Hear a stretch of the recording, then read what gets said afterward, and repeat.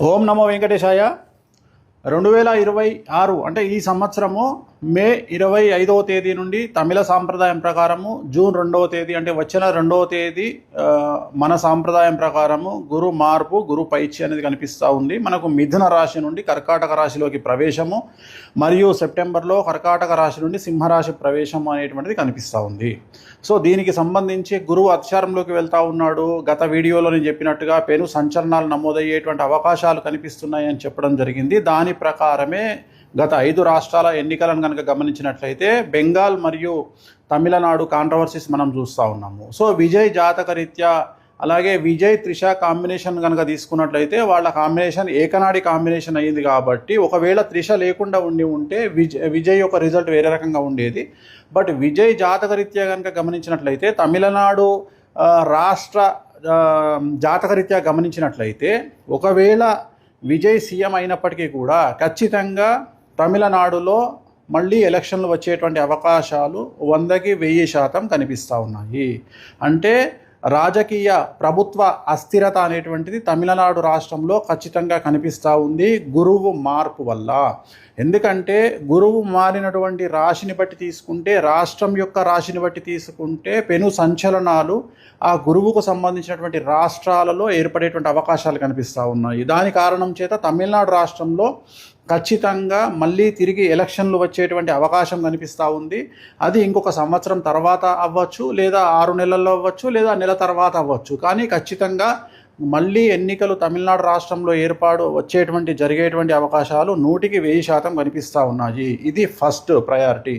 రెండవది, పశ్చిమ బెంగాల్ రాష్ట్రానికి సంబంధించి ఒకవేళ బీజేపీ ప్రభుత్వం ఏర్పాటు చేసినా కూడా మళ్ళీ ఖచ్చితంగా రాష్ట్రపతి పాలన విధించేటువంటి అవకాశాలు కనిపిస్తూ ఉన్నాయి. ఇక మీదట మమతా బెనర్జీ జాతకంలో తిరిగి ఎన్నికలలో పోటీ చేసి మళ్ళీ ముఖ్యమంత్రి అయ్యేటువంటి యోగము మమతా బెనర్జీ జాతకంలో కనిపించడం లేదు.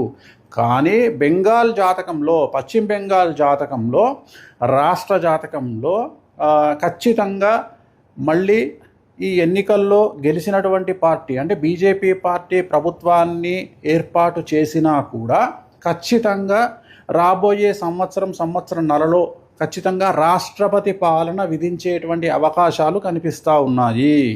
కారణము బెంగాల్ రాష్ట్రానికి సంబంధించినటువంటి పశ్చిమ బెంగాల్ రాష్ట్రానికి సంబంధించిన జాతకం పరంగా రాబోయే సంవత్సరంన్నర పాటు మమతా బెనర్జీ జాతకంలో 2027 సెప్టెంబర్ వరకు అష్టమ శని నడుస్తూ ఉంది. సో ఖచ్చితంగా అలాగే రాష్ట్ర జాతకరీత్యా 2027 సెప్టెంబర్ వరకు అర్ధాష్టమ శని నడుస్తూ ఉంది.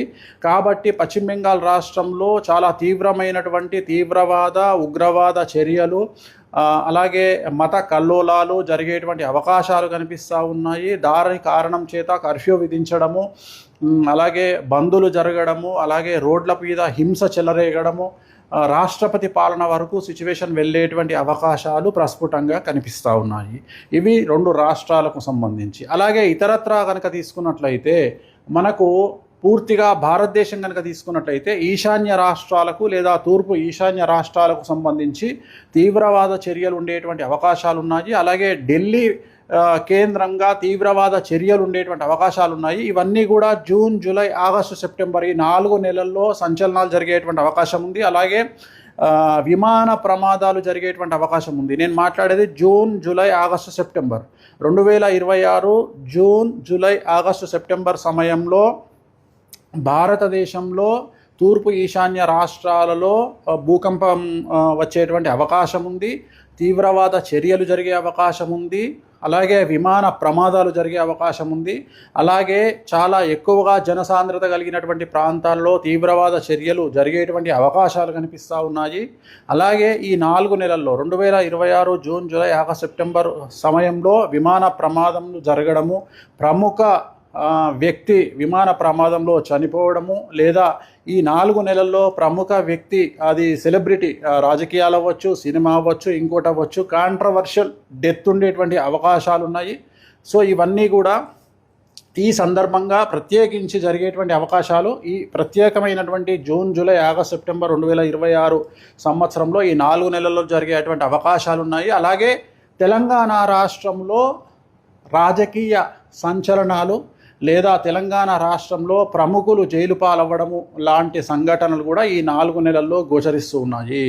అలాగే ఈ సంవత్సరం కనుక తీసుకున్నట్లయితే ముఖ్యంగా వ్యక్తిగతమైనటువంటి అంశాల జోలికి వచ్చినట్లయితే నేను ఇంతకు ముందు నుండి సంవత్సరం నుండి చెప్తా ఉన్నా, గురువు అతిచారంలోకి వచ్చినప్పుడు సంచలనాలు ఉంటాయని. సో ADCMSLI అనేటువంటి లెటర్లతో ఉండేటువంటి వాళ్లకు సమస్యలు ఉండబోతా ఉన్నాయి, ఇంక్లూడింగ్ T. సో ఈ లెటర్లతో ఉండేటువంటి వ్యక్తిగతమైనటువంటి జాతకులకు, అలాగే సింహరాశి, మీనరాశి, మేషరాశి, కుంభరాశి వాళ్లకు విపరీతమైన సమస్యలు ఉండబోతున్నాయి. అలాగే విమాన ప్రమాదాలు, తీవ్రవాద చర్యలు, విపత్తులు అనేటువంటివి ఈ సంవత్సరం కనిపిస్తూ ఉన్నాయి. ఈ నెల 25వ తేదీ మే 25, 2026 నుండి దీని ప్రభావం అనేటువంటిది మన దేశం మీద కనిపించే అవకాశం ఉంది. అలాగే ప్రకృతి టోటల్ ప్రపంచాన్ని తీసుకున్నట్లయితే ఒక పెద్ద ప్రముఖ వ్యక్తి, ప్రపంచానికి సంబంధించినటువంటి ప్రముఖ వ్యక్తికి సంబంధించినటువంటి నిష్క్రమణ అంటే డెత్ అనేటువంటిది కనిపిస్తూ ఉంది. అది కాంట్రవర్షియల్ అవ్వచ్చు, నార్మల్ అవ్వచ్చు. సో ఇది ఓవరాల్గా చాలా సంచలనమైన ప్రిడిక్షను. రాబోయే కాలంలో గురువు వల్ల ఈ సమస్యలు రాబోతూ ఉన్నాయి. ఓం నమో వెంకటేశాయ.